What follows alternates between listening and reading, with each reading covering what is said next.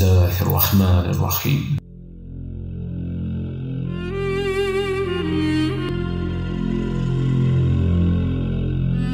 ایران کے اسلامی انقلاب کی کامیابی کے بعد سے دنیا اسلام میں حضرت امام مہدی علیہ السلام کے ظہور کے عقیدے کے متعلق خاص توجہ پیدا ہوئی۔ آپ سے متعلق معلومات اکٹھی کی جا رہی ہیں، آپ کی حکومت کے بارے میں باتیں ہو رہی ہیں، احادیث کا مطالعہ شروع کیا گیا ہے، آپ کی آمد کی کیفیت کے متعلق سوالات کیے جاتے ہیں اور موجودہ دور کے ساتھ ان احادیث کی تطبیق کرنے کی کوشش کی جا رہی ہے، بلکہ امریکی جاسوسی ادارے کے متعلق یہ بات مشہور ہے کہ اس ادارے نے حضرت امام مہدی علیہ السلام کے متعلق اپنی فائل مکمل کر لی ہے کہ جس میں تمام تر علامات نشانیاں موجود ہیں، اور اب وہ فقط اس انتظار میں ہیں کہ کب امام مہدی تشریف لے آتے ہیں۔ صرف آپ کی شکل و صورت دیکھنا باقی رہ گیا ہے۔ آپ اس بات سے اچھی طرح اندازہ لگا سکتے ہیں کہ غیر مسلم اقوام بھی اس مسئلے پر خاص توجہ دے رہی ہے۔ اسی طرح عقیدہ امام مہدی سے براہ راست متعلق تبلیغاتی حوالے سے سب سے بڑا کام وہ فلم ہے، مسلسل 3 مہینے اپنی ٹیلی ویژن سے نشر کی ہے۔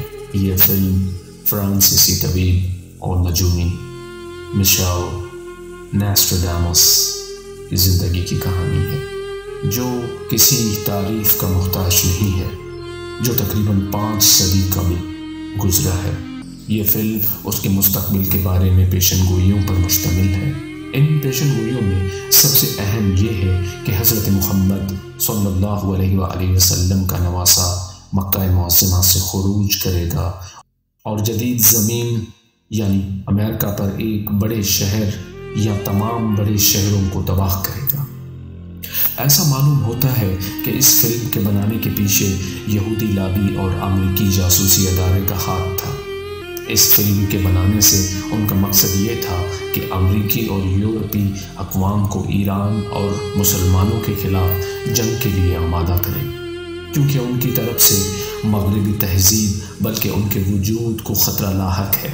خاص طور سے اگر ہم اس فلم کے اختتام پر توجہ کریں کہ جسے ناسٹراڈاموس کی پیشن گوئیوں میں اضافہ کر کے دکھایا ہے کہ جب یورپ شکست کھا جائے گا، پورا یورپ سقوط کر جائے گا اور یورپ میں امریکی نصب شدہ میزائل تباہ ہو جائیں گے، تو پھر امریکہ روس سے اتحاد کرے گا تاکہ امام مہدی ان کے لشکر کا مقابلہ کر سکے، اور اس مقابلے میں امریکہ کو کامیابی حاصل ہوگی۔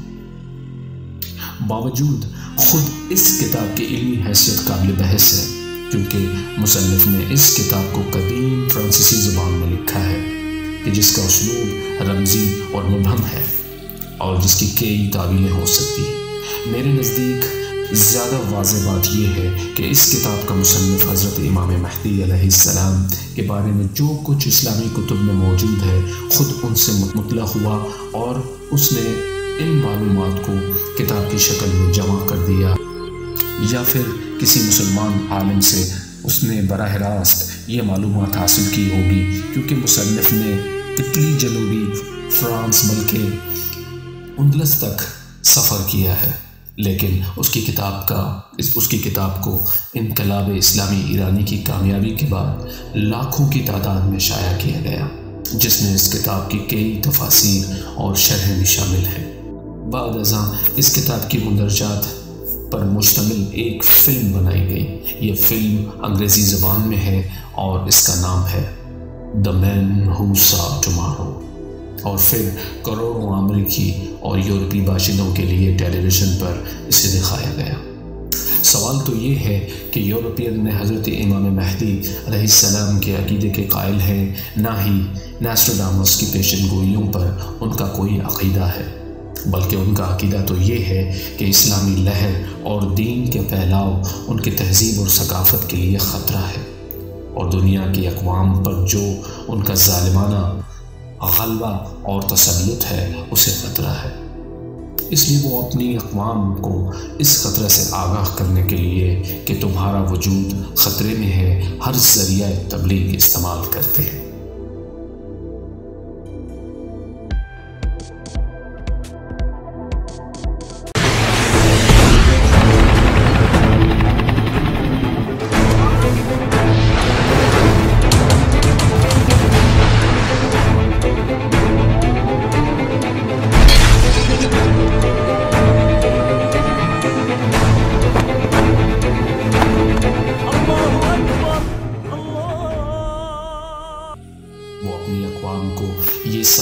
چاہتے ہیں کہ ایران، مصر، مکہ اور دوسرے مسلمان ممالک سے بیداری کی جو لہر اٹھی ہے وہ تمہارے وجود کو ختم کر دے گی۔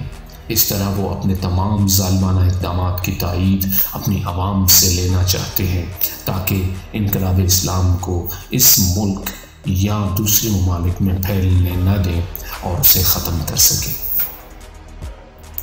یہودی اس مسئلے کے سلسلے میں مغربی اقوام کو ڈراتے ہیں کہ یہ اسلامی لہر ان کے لیے خطرناک ہے اور وہ ایک دفاعی دیوار ہے۔ میری یہاں وہ سے مراد یہودی ہیں۔ وہ اپنے آپ کو یہ لوگوں پر تاثر دیں گے کہ وہ ان کے لیے دفاعی دیوار ہیں اور تمہارے مغربی اقوام یعنی دفاع کے لیے ہر وقت اور ہر جگہ مصروف عمل ہے اور اپنی دفاعی لائن اسرائیل کو اہمیت دو۔ بس ہمارے دشمن مجبور ہیں کہ وہ عقیدہ امام مہدی علیہ السلام کی نشر و اشاعت کریں تاکہ اپنی اقوام کو مقابلے کے لیے تیار کر سکیں۔ اس پروپیگنڈا کو وہ فلم و کتاب کے ذریعے پھیلا رہے ہیں۔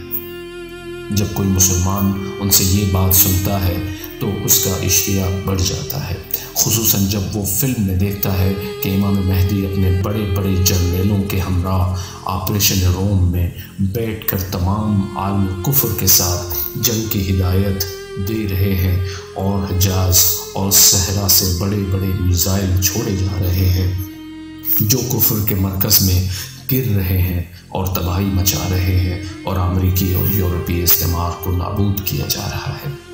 عقیدہ حضرت امام منتظر ہماری روح ان پر فدا ہو کے بارے میں یہ انعکاسات حقیقت میں ایک صدا کی بازگشت ہے۔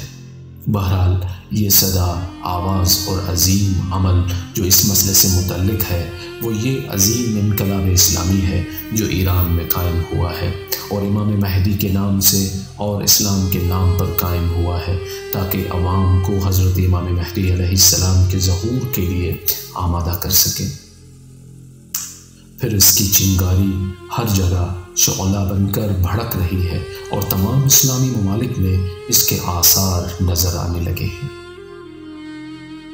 ایران میں ہمیں حضرت امام مہدی کے حاضر رہنے کا احساس ہوتا ہے۔ انقلاب کے تمام قائدین علماء سب کا یہ اعلان ہے کہ حقیقی قائد حضرت امام مہدی ہے۔ امام خمینی ان کے وکیل اور نائب ہیں اور وہ حضرت امام مہدی کا نام بڑے عزت اور احترام سے لیتے ہیں اور وہ فرماتے ہیں کہ ہماری جانیں ان کے قدموں کی خاک پر قربان ہوں۔ یہ ملک ان کا ہے، ہم صرف امین ہیں اور یہ ملک اس کے اصل مالک کے سپرد کر دیں گے۔ ایرانی عوام کے دلوں میں، ان کے نعروں میں، ان کی سڑکوں اور گھروں غرض ہر جگہ امام مہدی کا تصور بآسانی دیکھا جا سکتا ہے۔ وہ افراد جن کے دل امام مہدی کے زیارت کے شوق میں گریا نظر آتے ہیں وہ اپنے خوابوں میں امام مہدی کی زیارت کرتے ہیں اور بیداری کے عالم میں میدان جنگ میں فرشتوں کو دیکھتے ہیں۔ راہ قدس میں امام مہدی کی زیارت سے مشرف ہونے کا اشتیاق رکھتے ہیں اور اسی شوق میں آگے بڑھتے ہیں۔ جو مقام و منزلت شیعوں اور عام مسلمانوں کے دلوں میں حضرت امام مہدی علیہ السلام کے لیے ہے وہ روئے زمین پر کسی دوسری شخصیت کے لیے نہیں ہے۔ یہ تعلق اور محبت، احترام اور عزت اور بڑھے گا اور اس میں کوئی کمی نہ آئے گی۔ اللہ تعالیٰ اسی شخصیت کے ہاتھوں اپنے وعدے کو پورا کرے گا اور اپنے دین کو غلبہ عطا کرے گا انشاءاللہ۔